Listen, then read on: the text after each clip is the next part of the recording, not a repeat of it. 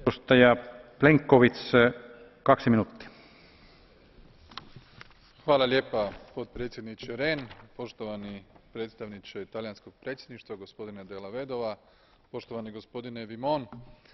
Današnja rasprava o ovoj izuzetno teškoj političkoj i sigurnosnoj krizi na Bliskom istoku, koja u samu srž naših razmatranja i naše rezolucije stavlja posljedice jedne terorističke organizacije, dakle Islamske države Iraka i Sirije, koja je svojim potezima koji do sada nisu bili viđeni bez presedana i zvjerstvima koje je počinila nad manjinama, a posebice nad progonom kršćana, te ukupnom destabilizacijom na globalnoj razini dovela i nas kao Europsku uniju u sigurnosnom smislu u poziciju da čvrsto i snažno reagiramo.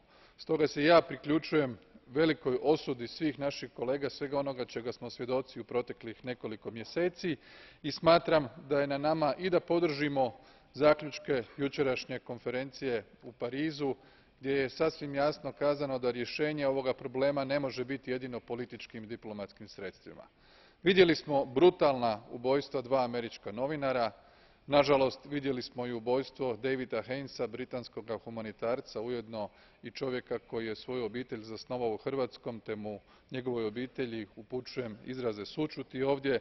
Sve su to aktivnosti koje su krajnje neprihvatljive, koje zahtijevaju veliki angažman i to koordiniran angažman međunarodne zajednice i pritom smatram da i Ujedinjeni narodi i osobito Vijeće sigurnosti moraju reagirati i autorizirati aktivnosti u Iraku i u Siriji.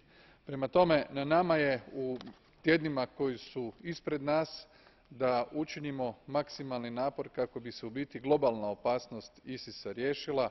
Greške koje su bile počinjene u samom Iraku, a ujedno i utjecaj nekih drugih država na bivšu vladu u Iraku, dijelom su odgovorne za radikalizaciju sunita u Iraku i u tom pogledu velika su očekivanja od nove vlade koja mora biti puno inkluzivnija i na puno obazriviji način rješavati ovo pitanje. Hvala lijepa.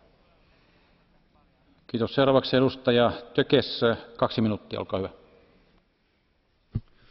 Elnök úr, Románia polgáraként saját tapasztalatból tudom, hogy mit jelentett a hírhedt Ceausescu rezsim ateista, nacionalista politikája, mely az